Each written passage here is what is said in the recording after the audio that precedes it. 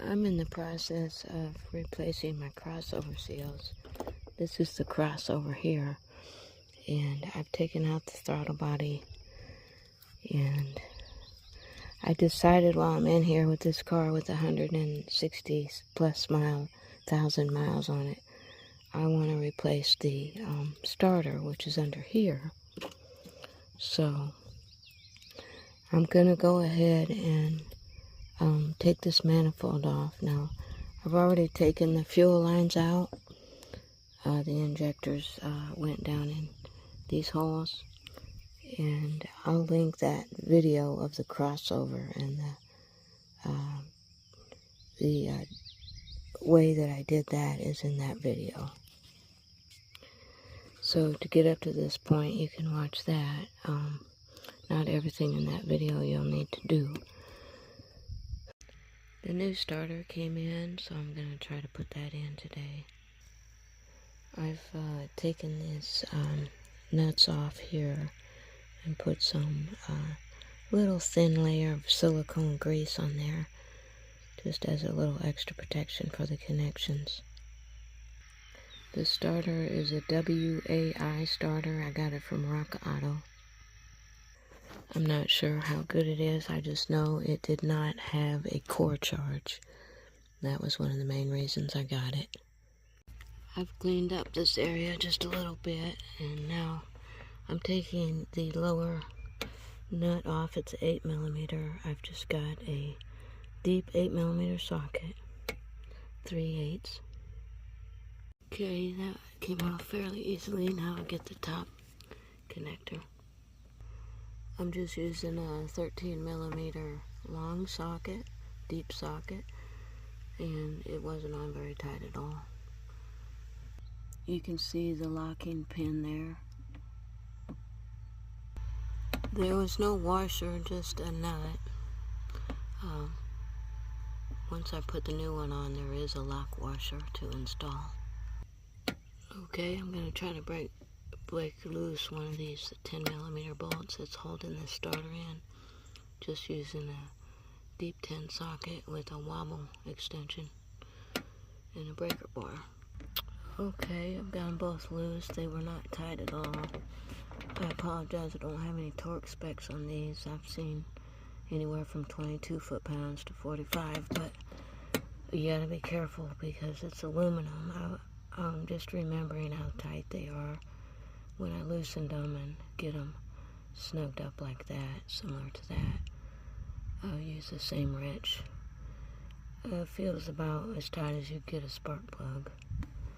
Anyway, you can see it pulling away, and try not to get any dirt falling down in there. I'm gonna finish taking these bolts out. Okay, looks like that'll come right out. Okay, I twisted it so this red cable was at about the 11 o'clock position. Couldn't get the red cable off before I pulled it out, but once I got it at the 11 o'clock, the thing slipped out of the hole. I'm gonna double check the size and the holes, mounting holes and everything, and make sure it's the same. Okay, everything looks the same. I think I'll go ahead and take these two nuts off with the lock washers.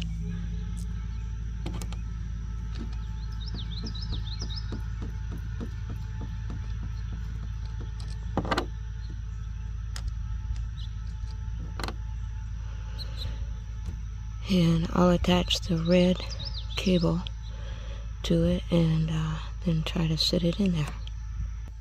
I do want to clean this out just a little bit. Okay, the locking pin is only so long. It goes right in here. So I'm going to take this nut off because it's going to interfere with the locking pin hitting. Okay, yeah, that looks better. I am cleaning these terminals up and putting a light coat of silicone grease. There is some corrosion starting here, so I'll try to clean that a little more and put some silicone grease in there to stop that. Okay, I've got my wires attached. Before I stick it in there, I'm going to put my nuts on too, Since all this had on there originally was that brass nut, I'm just going to put the brass nut on. I'm going to use the original 8mm nut too. It's a lot more substantial. Okay, it went in very easily. I just put it at the 11 or 12 or 1 o'clock position and then rotated it over like it came out. Now I'm going to put the 2 securing bolts in it. Okay, I got everything snugged up.